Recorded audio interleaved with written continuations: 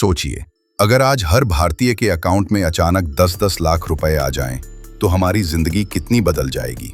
पता है, इतना पैसा भारत से बाहर ब्लैक मनी के रूप में छुपाया गया है। लेकिन ब्लैक मनी आखिर है क्या? सीधी सी बात, वो पैसा जिस पर टैक्स नहीं दिया गया और उसे सरकार से छुपा लिया गया। ये पैसा सिर्फ देश के अंदर ही नहीं, बल्कि विदेशों में सीक्रेट बैंकों और टैक्स हेवन्स में भी पड़ा होता है।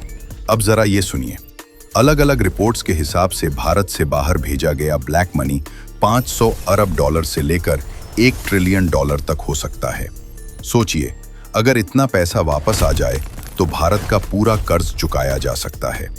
लेकिन सवाल है, ये पैसा बाहर जाता कैसे है?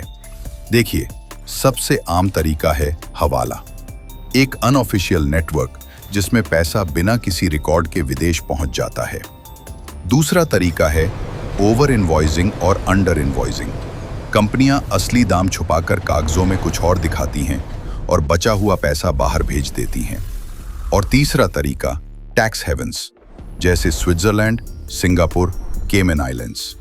इन जगहों के बैंक सीक्रेसी में विश्वास रखते हैं और यहीं अमीर लोग अपना काला धन छुपा देते हैं। ब्लैक मनी सिर्फ विदेश में ही नहीं, भारत के अंदर भी घूमती है। इलेक्शन में नकद बांटना, प्रॉपर्टी कैश में खरीदना, बिना बिल का बिजनेस करना, ये सब ब्लैक मनी के आम रूप हैं। अब सवाल उठता है, सरकारें करती क्या हैं इसे रोकने के लिए? 1980 के दशक से ही स्विस बैंकों से लिस्ट मंगाने की कोशिशें हो रही हैं। 2016 में हुई नोटबंदी को भी ब्लैक मनी पर वार बताया गया, लेकिन लगभग सारा पैसा बैंकों में वापस आ गया। हाल के सालों में जीएसटी और डबल टैक्सेशन एग्रीमेंट्स जैसे कदम उठाए गए ताकि टैक्स चोरी कम हो। लेकिन एक्सपर्ट्स कहते हैं कि ब्लैक मनी को पूरी तरह से रोकना लगभग नामुमकिन है। जहां नियम जटिल हों और लोग लूपहोल्स ढूंढ लेते हों, वहां पैसा छुपाना हमेशा आसान रहेगा।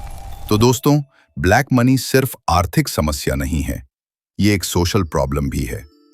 जब अमीर लोग टैक्स बचाते हैं तो उसका बोझ आखिरकार आम जनता पर पड़ता है। अब मैं आपसे पूछना चाहता हूं, अगर सच में भारत का सारा ब्लैक मनी वापस आ जाए, तो क्या आपको लगता है कि सरकार इसे सही जगह इस्तेमाल करेगी या फिर ये भी कहीं ना कहीं गायब हो जाएगा? तो दोस्तों, उम्मीद है कि आज की इस जानकारी से आपको कुछ नया सीखने को मिला होगा। अगर वीडियो अच्छा लगा तो लाइक और शेयर करना मत भूलना।